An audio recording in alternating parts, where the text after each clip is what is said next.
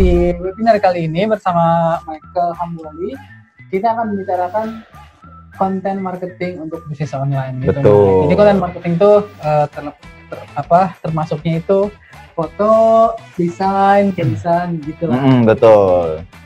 Nah, Michael, sebagai pembuka nih, menurut Michael aja gitu, konten marketing yang bagus untuk bisnis online itu yang seperti apa sih? Oke, kalau misalnya kita ngomongin soal konten digital marketing secara online nih ya, pasti secara online yang namanya digital marketing. Iya. Nah, itu teman-teman harus lihat dulu sebenarnya medianya. Media yang dipakai itu apa? Karena tergantung dari media yang dipakai, itu juga mempengaruhi konten apa sih yang mau kita share ke pengguna-pengguna atau calon-calon pembeli kita gitu. Karena beda media itu beda user. Tuh, misalnya Instagram sama Facebook. Instagram itu mayoritas penggunanya adalah millennials atau Gen Z juga ada di situ gitu. Cuma nggak terlalu banyak nih orang-orang dengan daya beli tinggi seperti orang tua saya mungkin atau orang tua Rizal gitu. Jadi ketika kita promosi di Instagram mungkin secara looks harus lebih mudah juga gitu. Secara kita mempresentasikan diri atau sebagai brand atau produk itu muncul dari sebuah brand itu harus juga lebih mudah gitu. Tapi ketika kita ngomong soal Facebook itu mayoritas penggunanya justru lebih luas lagi nih range umurnya gitu. Mungkin anak-anak yang masih dibimbing sama orang tua untuk penggunaan sosial medianya sampai dengan orang yang mungkin udah umur 60-70 tahun mungkin sekitar umur segitu yang masih aktif menggunakan Facebook untuk bermedia sosial gitu ya. Nah, itu juga cara penyampaiannya untuk range yang lebih luas itu supaya konten kita bisa diterima oleh kita berharapnya semua user ya, semua user yang ada di Facebook atau semua user ada di Instagram itu juga berbeda. Tuh.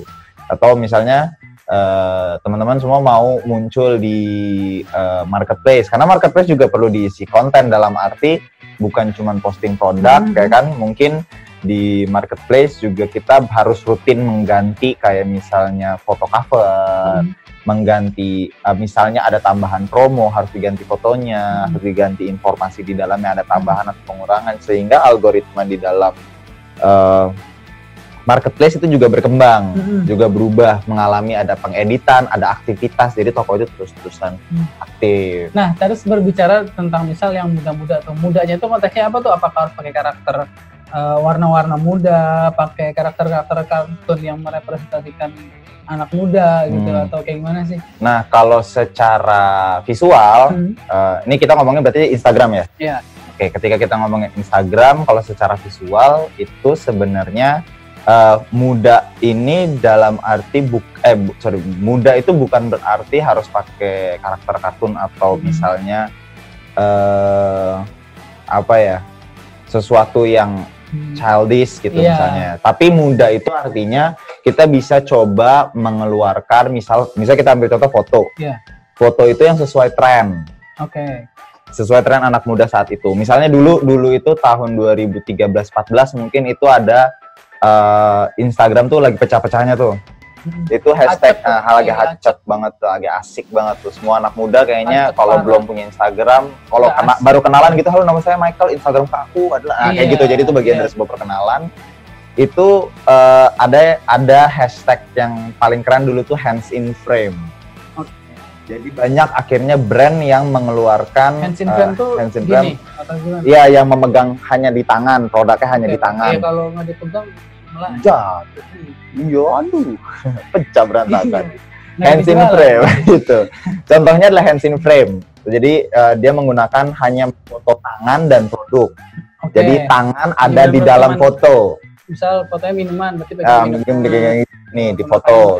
Nah, itu dulu sangat terkenal. Nah, brand yang menggunakan foto-foto hands in frame itu banyak mendapat atensi dari pengguna karena Instagram. Trennya seperti itu. Waktu itu trennya lagi seperti itu. Terus habis itu berubah jadi sempat bergeser paling kencang waktu itu ke woman in frame. Akhirnya mereka masukin sosok wanita lah di dalam foto mereka, woman in frame.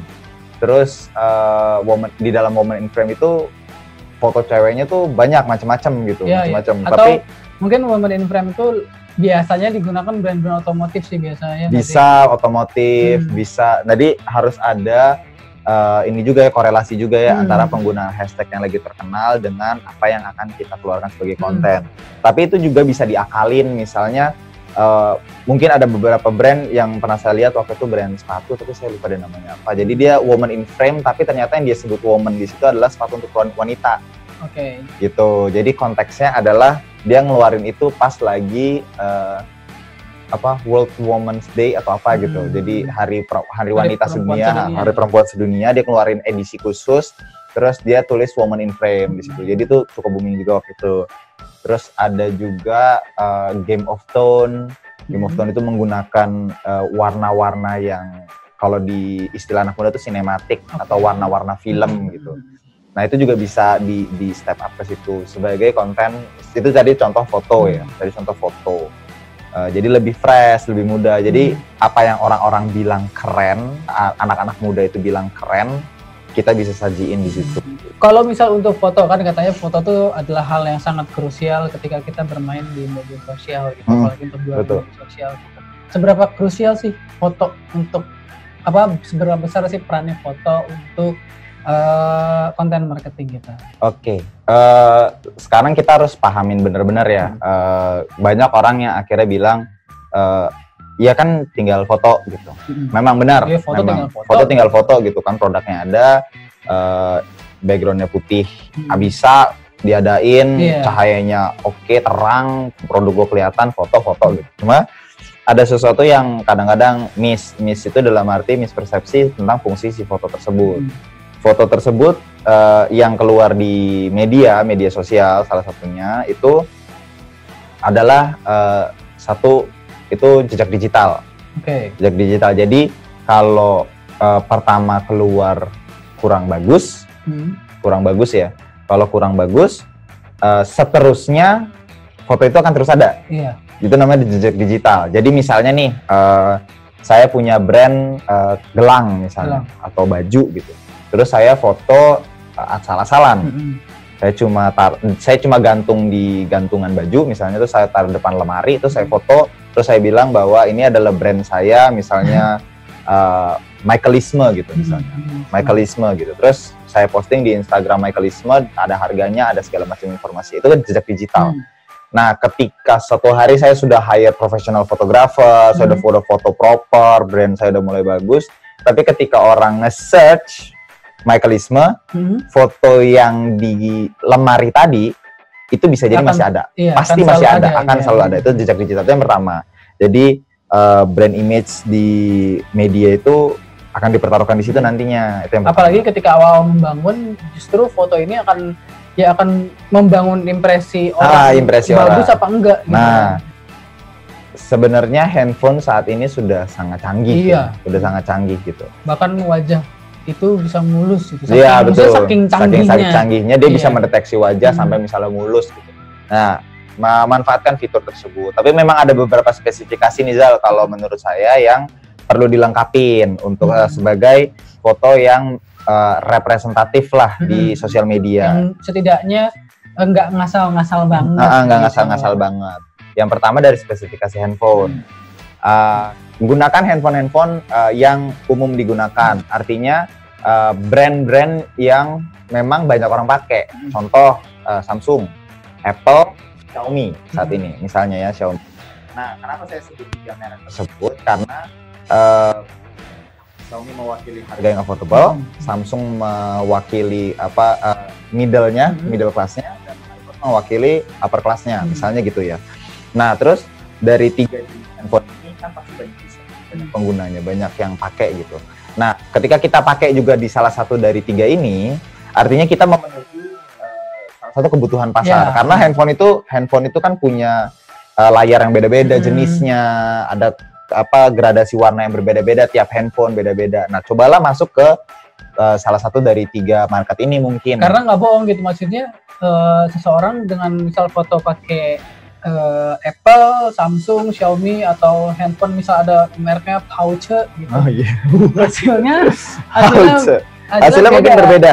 Dan hasil foto yang dilihat di iPhone, di Samsung, di Xiaomi mungkin juga akan berbeda karena spesifikasi dari layar tersebut gitu. Nah, itu pasti akan beda. Nah, dan Hauze itu tadi juga akan beda ya, Hauze Oppo apapun itu Asus gitu akan beda juga. Nah, itulah yang perlu kita jaga. Jadi lihat dulu aja mayoritas, coba lihat dari teman-teman misalnya, teman-teman kalian itu mayoritas pakainya apa nih? Kayaknya teman-teman pada pakai Oppo. Wes nggak apa-apa, berarti benchmark kalian coba di Oppo atau coba di Vivo atau memang cobanya di Samsung. Jadi penggunaan handphone dulu dilihat dari lingkungan, boleh di research dulu kira-kira apa nih yang banyak orang pakai. Jadi coba pakai itu yang pertama. Terus jenis kameranya mungkin kalau bisa tuh yang di atas 16 megapiksel.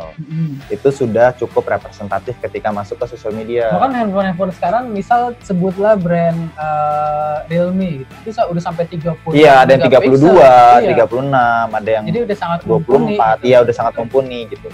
Jadi handphone sekarang dengan harga yang cukup terjangkau juga ya, walaupun masih ada di 1, sekian tapi masih affordable lah ketika kita nggak perlu sampai sewa buang modal beli kamera mungkin atau sewa fotografer profesional. Budgetnya jadi lebih murah dan bisa dipakai terus karena itu handphone gitu kan. Dan bisa dipakai upload SMS, Instagramnya bisa dimanfaatin. Di all in one lah. All in one. Nah, terus yang tips yang berikutnya, udah milih handphone, udah tahu kapasitas kameranya berapa, mungkin habis itu tinggal photoshootnya. Nah, photoshootnya ini jangan sembarangan ya. Jangan sembarangan. Nah, kalau misalnya sekarang saat ini paling gampang menurut saya adalah coba lihat dulu kompetitor yang paling kita sebutnya paling berat ya. Paling berat kayak atau ketika kalian lihat tokonya kayak wah bagus. Ini saya pengen jadi kayak gini. Berat banget nih gitu. Pengen jadi kayak gini nih nanti atau panutanku gitu ya. Toko-toko panutanku. Misalnya tadi kita balik ke garment deh, misalnya baju. Coba lihat beberapa brand yang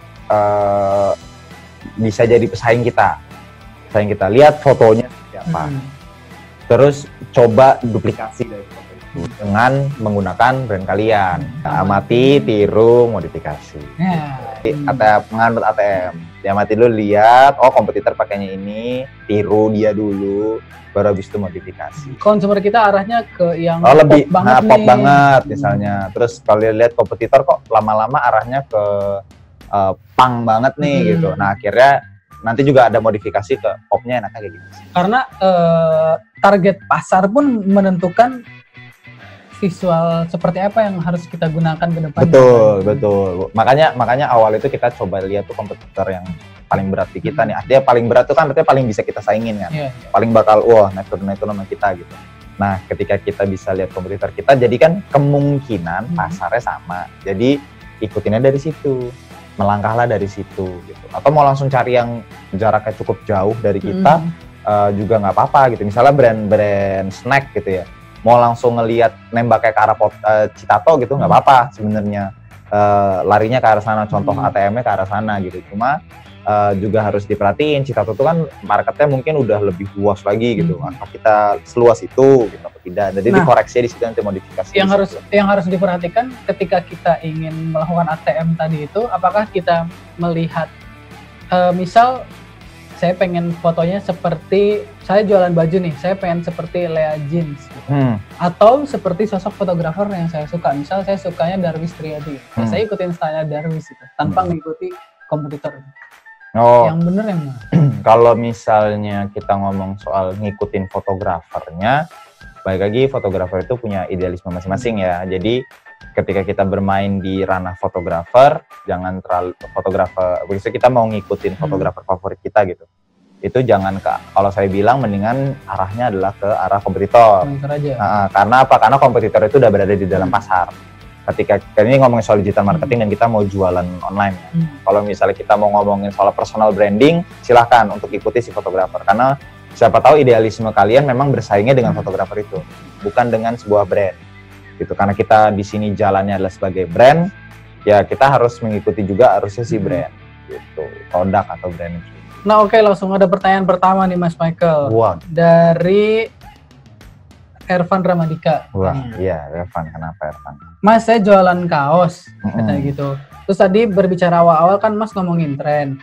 Nah, sedangkan tren visual dan lain-lain kan sangat fluktuatif nih, perubahannya cepat sekali. Betul. Nah, gimana saya mengkurasi tren tersebut karena saya timnya nggak banyak, masa semua harus saya kerjakan sendiri. Waduh. Cara memilih tren itu seperti apa? Ya? Itu bermasalah UKM banget ya. Iya. Kayaknya semuanya tuh harus dikejar sendiri Iya. gitu ya. Kalau ngomongin soal ngikutin tren memang nggak akan ada habisnya. Nggak akan ada habisnya. Jadi kalau saran saya yang diikutin itu misalnya nih baju, jangan selalu modelnya karena nanti kamu akan produksi terus. Iya, oke. Kita coba lihat dan amati di samping modelnya, model bajunya, misalnya saya kemeja garis-garis, Rizal kemeja kotak-kotak. Yang tren sekarang kotak-kotak, saya udah ketinggalan zaman. Bukan berarti kita harus bikin yang kayak kotak-kotak. Pasti ada tren lain yang mengikuti itu. Yang membuat kita tuh nggak harus juga sebenarnya untuk berubah dari garis-garis ke kotak-kotak misalnya. Nah, itulah yang harus diperhatiin sebenarnya, dilihat peluang lainnya. Peluang lain untuk ngejar tren itu di mana? Oh, ternyata kotak-kotak, tapi ternyata semua misalnya sama-sama jualan baju, jualan kemeja. Saya masih pakai tren lama garis-garis, tapi Rizal udah pakai tren baru kotak-kotak. Tapi semuanya ternyata semua produk garment itu menggunakan celana chino. Iya. Coba kita kejar celananya. Dalam arti bukan bikin celana, tapi foto dengan celana chino. Iya. Jadi looks-nya si baju garis-garis yang sudah ketinggalan zaman diperbarui oleh celana chino tadi. Gitu. Jadi peluang itulah yang dilihat, bukan berarti saya dari baju garis-garis akhirnya harus bikin cetakan baru, baju kotak-kotak. Karena kan pengusaha baru itu kan suka ngeliatnya kayak gitu kan. Kayaknya jualan boba laris deh. Buka toko boba, taunya itu udah di ujung masa boba gitu misalnya. Ini udah mau ganti lagi ke grass jelly misalnya, mau ganti ke grass jelly. Masa abis baru 2 minggu langsung udah ganti ke produk grass jelly gitu. Nah, kan kecuali mungkin kalau misal teman-teman semua udah bisnisnya udah lumayan, udah tahu pasarnya, udah laku, dia mau ekspansi. Atau menambah inovasi produk mungkin itu silakan dilakukan. Cuman kalau misal baru mulai, karena jangan sampai kita dilihat inkonsisten oleh target konsumen kita. Begitu Mas Ervan. Nah, terus berbicara tentang foto atau video, atau satu lagi kan konten marketing itu ada lagi bentuknya video. Iya, betul. Video. Efektif mana sih ketika kita berjualan di media sosial, foto kah atau video? Nah, kalau misalnya ngomong soal efektif mana, dua-duanya efektif.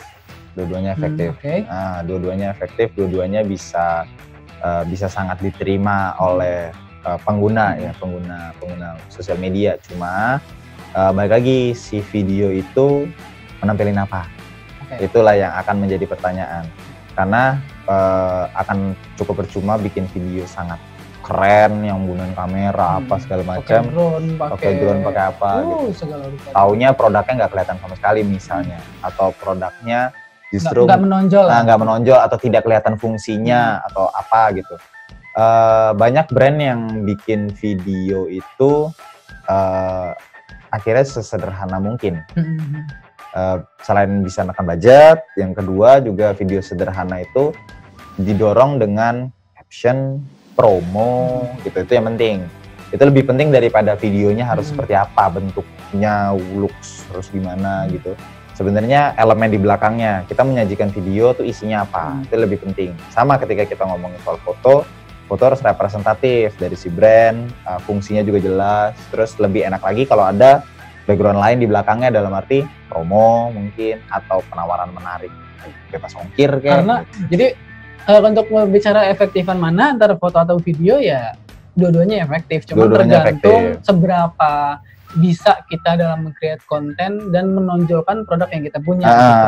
Ada elemen apa di belakang si foto dan video ini yang menyokong mereka supaya bisa lebih booming atau lebih apa. Nah, terus saya tarik benang dari depan lagi, tarik ke belakang. Panjang. Gitu. Kan tadi ngomongin ngikutin tren. Nah, tren video kan jauh lebih sering keluarin. Maksudnya percepatan fisika banget ya. Maksudnya iya betul, percepatan tren video kan jauh lebih cepat sih kalau menurut saya, apalagi di era Instagram gitu. Apakah itu bisa digunakan sebagai konten marketing yang bisa kita duplikasi atau kita obrak-abrik agar sesuai dengan brand kita. Misal contohnya terdekat ini kan kita lagi hype-hype-nya apa tuh yang joget DJ Gagap itu, gini-gini kan. Iya. Apakah itu bisa digunakan gitu untuk mendongkrak view lah setidaknya? Mendongkrak view, iya. Penggunaan apa ya, misalnya efek, emoji, apa sih, Instagram filter pertama, terus habis itu waktu itu sempat juga hype yang Snapchat filter gitu.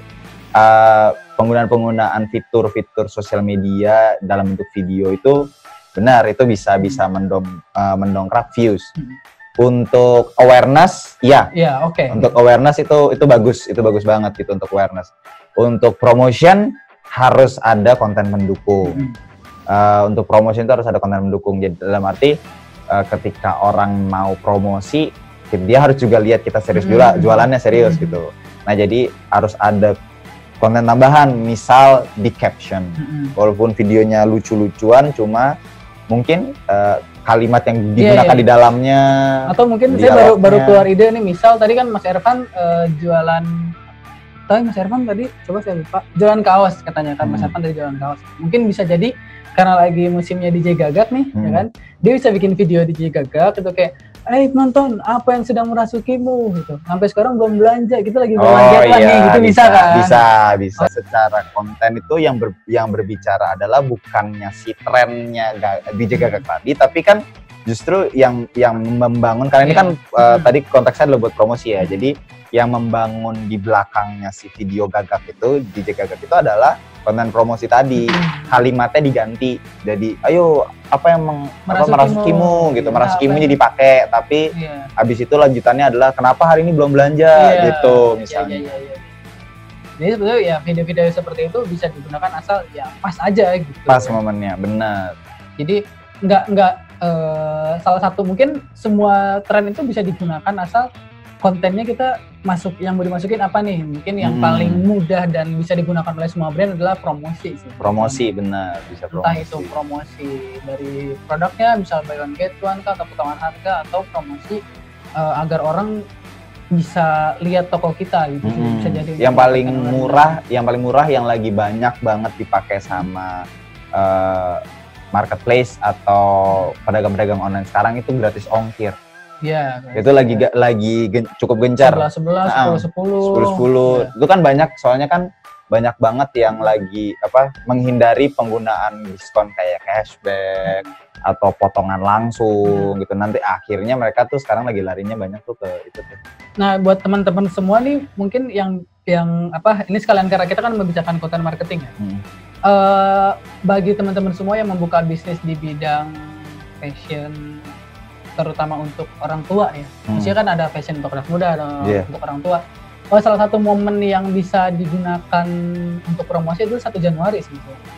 Iya. Karena apalagi target marketnya adalah teman-teman di Instagram. Karena kan kalau misal Januari, Maret, April, Mei, Juni, Juli, Oktober kan 10-10. Kalau Januari kan berarti 1-1. Aku sayang ibu gitu. Aduh. Jadi bisa dipakai untuk berjualan pakaian orang tua. Iya. Target marketnya anak-anak yang mereka pengen ngasih hadiah untuk orang tuanya. Gitu. Nah, ini ada pertanyaan nih dari Mas Rafin katanya. Mas, kalau misal desain kan selain foto ada desain. Paling mudah ngedesain gimana caranya? Saya nggak ngerti Photoshop. Oke, kalau misalnya teman-teman nih belum mengerti. Sekalian biar lancar, Mas Rafin boleh di komen lagi jualannya apa gitu. Jadi biar aplikatif sekali kita gitu. Jadi misal Mas Rafin jualan sepatu, berarti langsung promosi itunya di sepatu. Iya, mungkin bisa langsung. Nah, sekarang dari desain secara umum dulu aja deh. Nah, kalau secara umum sekarang udah banyak banget platform ngedesain gratis. Yang saya tahu Canva ya? Iya, betul. Jadi bisa pakai Canva. Jadi teman-teman bisa coba buka website. Dia ada di website base, ada di mobile phone aplikasi handphone, itu juga gratis. Cuma modal daftar, kalau nggak salah itu cuma modal daftar. Itu di canva.com. Canva.com. Canva.com. Nah, itu langsung dibuka. Kalau di aplikasinya coba buka Play Store atau App Store, itu ada Mas Rafin jualan jeans, Mas. Jualan jeans. Oke. Jadi langsung buka di Canva. Nah, itu juga kalian bisa nge-insert foto, nge-insert di situ juga banyak elemen-elemen grafis. bisa ganti background. Jadi di Canva itu balik lagi ke materi ya. Jadi di Canva itu kita bisa ada layout gratis, ada template. Jadi yang nggak bisa desain itu mendadak bisa desain di situ. Ini ada beberapa template dari profesional yang udah di-upload di situ, bisa dimasukin foto, bisa ganti teks gitu. Jadi itu tinggal tempel.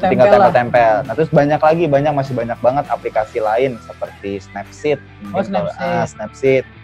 Itu buat ngedit foto bisa, buat tulis-tulis asal-asal itu bisa, buat taruh-taruh teks bisa, ada banyak font yang bisa dipakai. Cuma kalau Snapseed mungkin lebih manual ya. Kalau misal misal gitu kita post nih, kita taruh situ, apa itu nggak melanggar copyright? Karena kan kata Mas Michael tadi itu udah didesain sama orang. Itu copyright nggak sih? Enggak, itu enggak copyright karena aplikasi template yang udah ada di situ ada dua jenis, satu template premium, satu lagi template gratis. Nah, template gratis ini ya bebas dari masalah copyright gitu. Jadi teman-teman bisa pakai untuk iklan juga sebenarnya gitu. Tapi beda kasus kalau video ya. Kalau video itu harus banget melihat, misalnya ngambil musiknya dari YouTube. Salah satu yang paling beresiko di video itu musik. Ngambil musik di YouTube. Nah, itu pastikan di situ ada free copyright yang pertama, tulisan free copyright. Yang kedua, kalau mau lebih aman lagi, ambil di YouTube Audio Library, boleh di search aja. Itu ada audio library atau gudangnya YouTube yang punya isinya tuh musik gratis semua. Nah, ada pertanyaan lagi nih menyambung dari Mas Rafin. Bukan, ini Mbak Adel. Mbak Adel dan Mas Rafin itu batas bawah tadi chatting. Oh iya. Maaf, saya salah baca.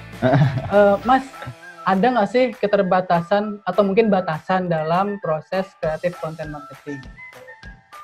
Batasan? Undang-undang ITE. Iya, sebetulnya batasan selalu ada ya. Batasan pasti selalu ada. Selalu ada batasannya, jangan sampai melanggar batas ya. Jangan sampai lewat dari batas. Bahaya. Jadi apapun sebenarnya bisa menjadi konten. Sebenarnya apapun, baik itu permasalahan yang ada di masyarakat saat ini gitu, atau keadaan sosial, sebenarnya bisa jadi konten ketika harus diputar ke arah marketing gitu.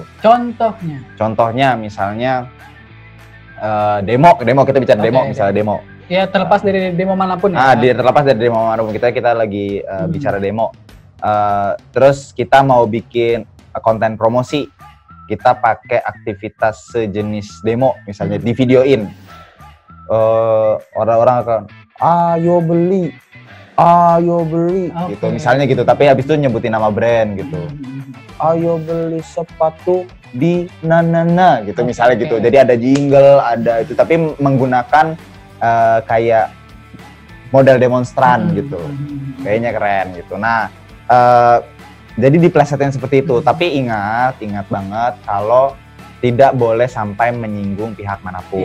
Itu yang penting. Karena sebetulnya kalau misal saya simpulkan dari semua hal ya, dari semua aspek bisnis lah. Iya, jenis promosi. Ketersinggungan orang lain itu udah menjadi batasan paling akhir ketika orang melakukan sebuah hal. Gitu. Jadi ketika kita mengangkat sebuah fenomena apapun itu yang lagi viral untuk mendompleng views, untuk mendompleng penjualan gitu, itu harus banget melihat konteksnya, apakah ini tidak akan menyinggung orang gitu. Misalnya waktu itu ada permasalahan, ada isu-isu mengenai SARA, sensitif.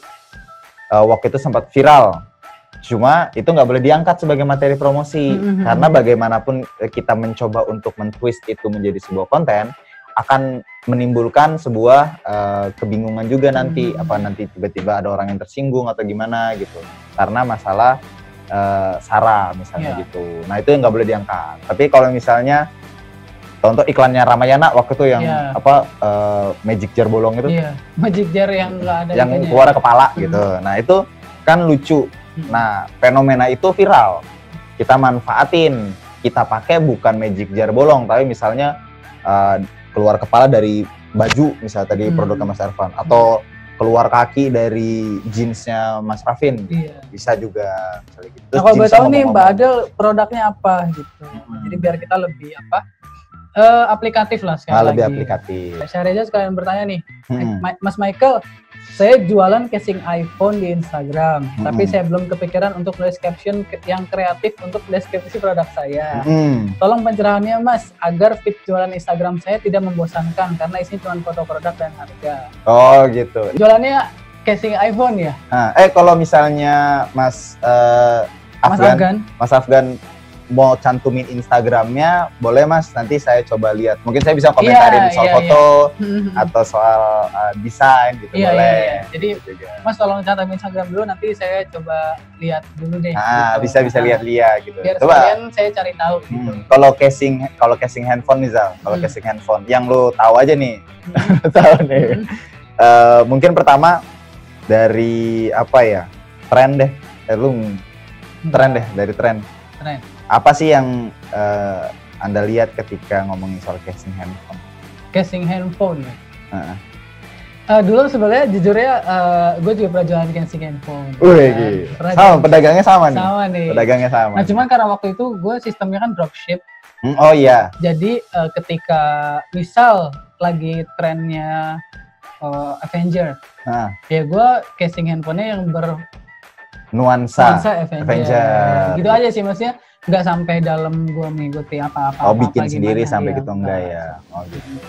Kalau misalnya secara looks nih teman-teman nih, kalau boleh sharing, ada beberapa. Waktu itu saya pernah punya klien juga casing handphone. Waktu itu casing handphone itu casing handphone kayu, yang modelan kayu. Nah kalau secara visual mereka tuh banyak ngikutin akhirnya bahan dasarnya sama handphone apa. Nah gitu jadi. Nah, ini menyambung tadi yang ngomong handphone apa, saya langsung dapat inspirasi nih kayak Mas Afgan nih. Misal gini, Mas Afgan kan jualannya casing iPhone secara umum ya Mas Afgan.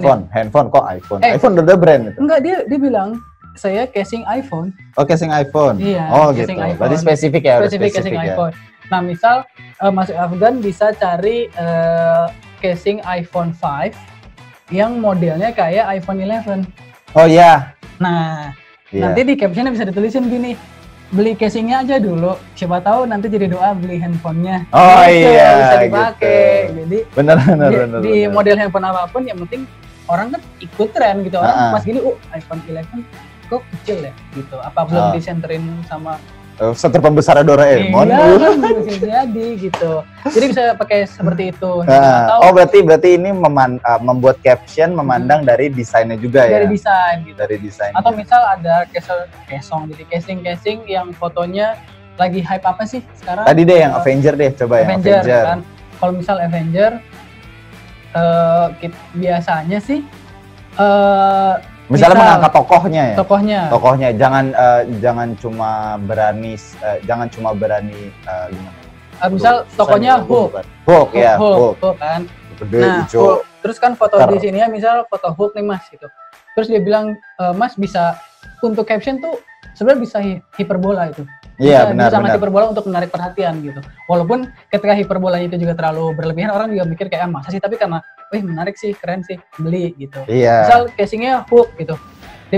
Mas bisa menulis dengan gini, ayo jadikan handphonemu sekuat Hulk.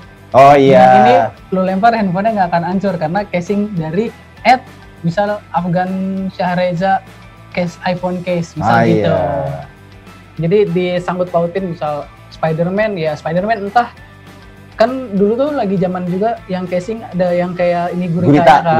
Iya. Tapi fotonya Spider-Man, ingin handphonemu mudah nemplok seperti Spider-Man gitu. Iya. Bisa pakai case dari Afgan Syahriza iPhone case gitu. Gitu.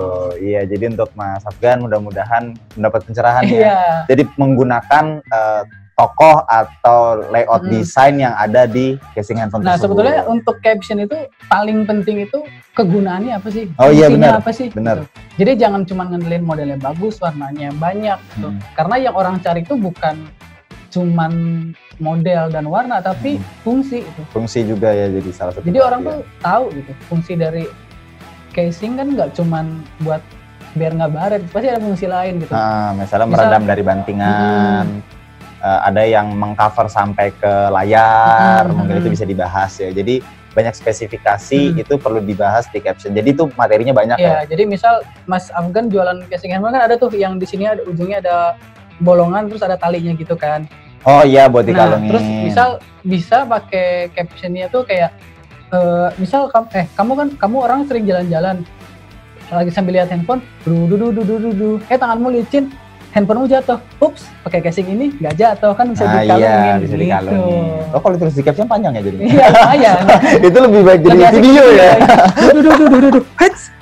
Itu ada caption, ada casingnya. Dari Afgan Syareza iPhone Store gitu. Bisa gitu Mas Afgan. Iya. Terima kasih Mas. Gitu ya. Inspirasinya. Wah, ini berpikir sangat keras ya Mas Rizalnya. Ada pertanyaan lagi. Mbak Adel Syah. Cara bikin konten di medsos yang menarik tuh gimana gitu. Cara bikin konten di medsos yang menarik tuh gimana itu? Oh, jadi balik lagi tadi menarik itu tergantung platform. Iya. Benar Mbak Adel, menang platform. Jadi tadi kita udah kasih contoh di Instagram ya. Menarik itu artinya kita harus bisa mengikuti tren anak muda. Gimana gitu kalau teman-teman yang jualan di marketplace doang atau di Facebook? Nah, kalau di Facebook yang saya perhatikan, yang saya amati, ini pengamat saya, amatan saya ya. Itu teman-teman di Facebook itu banyak yang menjual itu akhirnya lari ke komunitas. Jadi karena kan di Facebook itu kita bisa bikin komunitas ya, bisa bikin satu komunitas di situ, bisa bikin fanpage di sini disebutnya fanpage. Isinya adalah orang-orang dengan hobi atau karakteristik atau produk yang mereka sukain yang sama. Tadi Mbak Adel produknya apa tadi? Mbak Adel tadi jilbab. Jilbab ya. Nah, kalau misalnya kita masuk ke komunitas hijab Indonesia gitu misalnya. Atau lanjut komunitas hijab Indonesia. Nah, misalnya gitu. Nah, misalnya masuk ke komunitas itu, terus atau ada komunitas-komunitas lain gitu kan? Ya pokoknya banyak lah pasti cari di semua platform yang bisa kita pakai. Ada komunitas. Iya. Nah, misalnya kita masuk ke situ, terus abis itu kita promo di sana dengan menggunakan tata bahasa juga yang sesuai dengan produknya. Banyak di Facebook itu akhirnya menggunakan tata bahasa yang sesuai dengan produknya. Misalnya karena ini produk Islami. Assalamualaikum. Nah, begitu. Kalau misalnya jual jam tangan, ya kita juga harus lihat kita masuk komunitas yang mana. Oh, ternyata kita masuk ke salah satu komunitas jam prestis misalnya. Jam tangan prestis yang isinya Rolexan. Teman-teman yang pada punya Rolex. Jadi misalnya sudah masuk ke komunitas yang lebih prestis, itu harus juga menggunakan bahasa yang lebih prestis. Kenapa saya bilang harus spesifik seperti itu di Facebook? Karena pengguna Facebook itu luas banget. Luas banget. Tadi yang saya bilang, dari anak-anak yang masih mendapat bimbingan dari orang tuanya dalam menggunakan sosial media, sampai mungkin kakek-kakek, nenek-nenek itu masih aktif menggunakan Facebook. Nah, kalau teman-teman yang coba berjualan di marketplace, itu penggunaan caption dan juga foto itu ada yang disusun, ada yang masuk ke dalam aturannya si marketplace tersebut. Jadi itu harus dibaca dulu terms and condition dari marketplace tersebut. Ada marketplace yang bilang bebas mau foto gimana aja bebas. Ada juga yang bilang harus jadi cover itu foto dengan background putih. Ada juga yang bilang harus ada foto detail, kalau enggak poinnya jelek. Jadi ada banyak poin yang harus diperhatikan ketika kita jualan di marketplace. Ada juga yang captionnya boleh cantumin nomor handphone, tapi ada juga yang nggak boleh sama sekali cantumin nomor handphone. Dan yang paling penting sebetulnya untuk caption tulisan deskripsi produk, terutama di marketplace gitu, itu jangan, baik lagi orang kan rata-rata misal jualan baju itu menulis di captionnya cuman kayak jual baju biru polos 20S, ada tersedia 4 warna semua ukuran, cat minat, cat PM, gitu, PM card gitu. Nah, ini sebetulnya kebiasaan yang kerap terjadi di para bisnis onliners atau beberapa bisnis online di Indonesia. Padahal dalam menulis caption itu seharusnya keunggulan produk yang harus ditonjolkan gitu, bukan spesifikasi produk. Spesifikasi produk perlu. Cuman jangan terlalu menonjolkan itu sampai si fungsi produk yang sebenarnya itu tenggelam, nggak muncul sama sekali gitu. Orang nggak akan tertarik. Kayak misalnya jujur waktu awal awal belanja online itu orang pasti bingung dengan penggunaan kalimat-kalimat yang hanya dimengerti sama pihak industri. Contoh, Katun 20S. Enggak, apa 20S? Apakah 20 second dipakai 20 detik Terus rusak, kepanasan atau rusak atau gimana, gitu. gitu Atau kan, mungkin jarak antara benang itu 20 cm. Iya. Enggak tahu Enggak. kita. Renggang bajunya. Selembar 20 cm segini loh Mas. Iya. Selembar dong Iya. ya. Iya, makanya banyak spesifikasi seperti itu yang cukup dijelaskan. Jeans, penggunaan OS misalnya 18 OS, 16 OS, 20 OS. Itu juga OS itu apa gitu? apa ozon Atau- di langit Atau gitu. dokter OS Atau iya. dokter OS gitu. Kan Iya, beda. jadi itu yang bisa dideskripsikan sebenarnya. Nah, jadi emang di caption tuh penulisan yang paling penting adalah pertama penggunaan bahasa yang Familiar. mudah dimengerti oleh semua orang. Mudah dimengerti. Itu yang selalu saya tekankan sih waktu ketika saya belajar menulis itu. Gunakan bahasa yang mudah dimengerti oleh semua orang. Kecuali itu karya ilmiah ya. Dan kecuali juga misal kita menulis untuk hal-hal yang memang sifatnya segmented gitu. Misal saya menulis berita olahraga, ya masa saya nggak menulis kata-kata kick off, nggak menulis kata-kata handsball, nggak menulis kata-kata yang lainnya gitu, istilah dalam bola gitu. Iya, misalnya itu, ya. Iya, karena itu harus gitu. Tapi kalau ketika di kita produk, jualan ya. online, ya jangan sampai Kak ini bahannya jualan jilbab nih, misalnya Mbak Adel gitu. Jualan jilbab bahannya Rubicon tersisa 4 warna. Ya, terus apa yang membedakan antara Rubicon dengan bahan sutra atau voile miracle atau voile yang biasa? Oh iya. Gitu. Apa sih bedanya gitu? Iya, betul, itu yang harus ditekankan. Masa harus tanya ke abang-abang di Tanah Abang gitu iya, kan nggak mungkin. Iya, makanya disitulah fungsi deskripsi. Nah, kalau dari sisi foto, penyediaan foto detail itu Zal, itu penting. Jadi misalnya nih, tadi balik lagi, banyak orang yang bilang apa bedanya tadi bahan A dan B dan C, katun dengan sutra apa bedanya gitu. Voile miracle sama voile biasa aja tuh udah beda banget. Itu beda banget gitu. Bedanya di mana? Oh ternyata tekstur kita lagi sebut teksturnya beda gitu. Atau pattern benangnya beda gitu. Nah karena di media online seperti media sosial sama marketplace kita nggak bisa pegang, akhirnya yang bermain itu dua. Satu itu caption tadi, misalnya dengan penggunaan kata tidak terlalu kasar atau halus atau seperti tidak memegang kain gitu ya. Misalnya seperti itu, atau penggunaan foto supaya orang itu bermain dengan mata. Karena ada orang yang kuat di visual, ada yang kuat di kata-kata gitu, imajinasi gitu ya. Jadi dia akan bermain di visual mereka gitu. Misalnya kita foto dengan close up, foto dengan close up gitu. Jadi misalnya kita foto, istilah saya close up atau foto yang cukup dekat, dengan cukup dekat. Kalau teman-teman kesulitan mendapatkan tekstur tersebut, mungkin teman-teman yang pada menggunakan handphone bisa beli lensa tempel yang dijepit. Itu ada lensa makro namanya. Biasanya itu yang seperti modelan lensa fish eye gitu ya, yang di fish eye itu ada namanya lensa makro. Itu bisa dipakai juga sebenarnya, walaupun hasilnya tidak sesempurna kamera, tapi itu menurut saya pribadi cukup membantu untuk menunjukkan detail dari si produk. Kita gunakan lensa makro itu paling 50.000 something ya kalau misalnya kita lihat di toko-toko online. Dan itu tidak ada terlalu banyak kualitas yang membedakan antara satu produk dengan harga produk lainnya. Dan kemarin waktu saya jalan-jalan ke Depok, Mas, ada ini unik banget, ada mas-mas atau bapak-bapak yang jualan alat makeup. Bapak-bapak, mas-mas lah jualan alat makeup. Terus ketika saya tanya, Mas, kenapa sih jualan alat makeup gitu? Dia kebetulan konsultasi perihal caption, artikel dan lain-lain juga. Motivasi dia cuma satu, karena ketika kita berbicara make up, jangan sampai make up itu cuma dimengerti sama perempuan doang. Bisa jadi kan ada misal cowok-cowok kayak kita nih, gitu, kayak teman-teman semua gitu. Kayak mungkin. Iya, terus. Bukan kita yang make ya, kalau iya, kita yang make. Tulangnya kuat ini. Misalnya bukan kita yang make nih. Jadi misal ingin kasih hadiah istrinya, ingin kasih hadiah pacarnya. Gitu.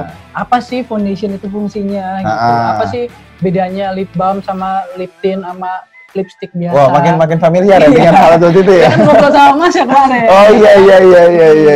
Karena foundation yang warna coklat, tingkat warna, tone warna dengan kulit itu harus sesuai. Oh iya, seperti itu. Jadi karena dia akui laki-laki dalam memilih makeup untuk pasangan itu sangat-sangat susah gitu. Iya betul. Jadi misal teman-teman di luar sana walaupun yang jualan perempuan nih gitu, penting rasanya untuk memberi penjelasan perbedaan gitu. Oh iya betul. Misal antara foundation A dengan foundation B gitu. Kan setelah difoto nih, oh di caption tulisannya perbedaannya di tone warnanya, misal foundation A lebih gelap dan lebih mudah terkena kalau keringat lebih cepat luntur dan lain-lain gitu.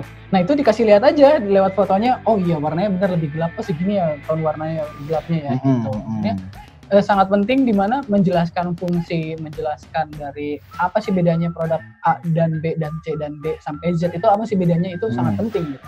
Iya. Kita masih punya waktu sekitar 10 menit nih bagi teman-teman saya yang memang ingin bertanya tentang perihal bisnisnya gitu, karena baik lagi kita nggak seperti webinar di tempat-tempat lain. Iya, gitu. kami tidak pelit ilmu. Kita tuh sangat aplikatif. Gitu. Kita memberikan ilmu yang sesuai dengan produk dari teman-teman semua. Gitu. Oh ada pertanyaan juga nih dari Mbak Nadia katanya. Mbak Nadia, oke, Mbak Nadia. Ini dari WhatsApp terus ya, datangnya ya? Iya. Bombardir. Aduh, WhatsApp saya nomornya kemana-mana jadi. Kan? Gitu, katanya, Mas, kalau misal saya mau foto produk, tapi pengen pakai langsung kamera profesional, karena budget saya lumayan ada. Wah. Mbak Nadia pacarnya kayak raya seperti itu. Ya kan? Untuk foto produk makanan itu lebih bagus pakai lensa apa sih, Mas? Oke. Wah, ini dia langsung nanyain secara profesional nih ya. Oke. Sepertinya bisnisnya sangat siap ya. Sangat sepertinya siap. Omsetnya banyak sekali ya. Aduh, belum tentu. Siapa tahu baru mulai, cuma modalnya memang kencang. Iya, kebetulan. Nah, untuk penggunaan kamera profesional untuk makanan itu sebenarnya balik lagi, itu banyak banget faktor yang mempengaruhi ya ketika kita ngomong soal kamera profesional. Dan para profesional yang menggunakan kamera beneran itu, ketika mereka melakukan photoshoot itu banyak fotografer yang punya kamera favorit, lensa favorit juga gitu. Kalau saya pribadi ada di lensa 50 sama 85. Atau istilah fotografer tuh agamanya mereka lah. Iya, punya jalannya masing-masing lah, jalurnya masing-masing gitu. Ada yang ke jalur Nikon banget nggak tuh? Nikon tua sekali kalau ya, saya masih kangen. Sony, Fuji gitu ya, kan penggunaan kamera-kamera profesional. Nah, kalau misalnya ngomongin soal lensa apa sih gitu, nah kalau saya itu lebih banyak menggunakan lensa fix atau lensa tetap yang tidak bisa di zoom in zoom out gitu. Jadi ada namanya lensa fix. Nah, lensa fix itu dengan ukuran 85 mm sama 50 mm. Ini kan saya menjawab Mbak Nadia nih tadi. Nah, jadi saya menggunakan dua lensa itu. Kalau misalnya ditanya lensa apa yang bagus buat food photography gitu, saya lebih banyak menggunakan dua lensa itu untuk food photography. Kenapa? Soalnya kalau di lensa 85, ini buat teman-teman juga nih, ini pelajaran maksudnya bisa dicermati, bisa ikutin kali ya, bisa diikutin. Jadi ada lensa namanya lensa 85 mm. Nah itu lensa yang cukup memakan jarak agak jauh, jadi kita harus berdiri agak jauh dari objek untuk mendapatkan objek secara utuh.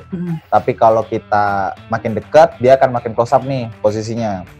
Bukan berarti kita jalan dekat, pakai close up, iya. Tapi dengan titik fokus yang cukup lebar, artinya kita bisa nangkap lebih luas, gitu, dengan jarak yang lebih dekat. Beda sama lensa 50. Kalau lensa 50, semakin kita dekat dengan objek, itu titik fokusnya akan semakin sempit, karena ada perbedaan.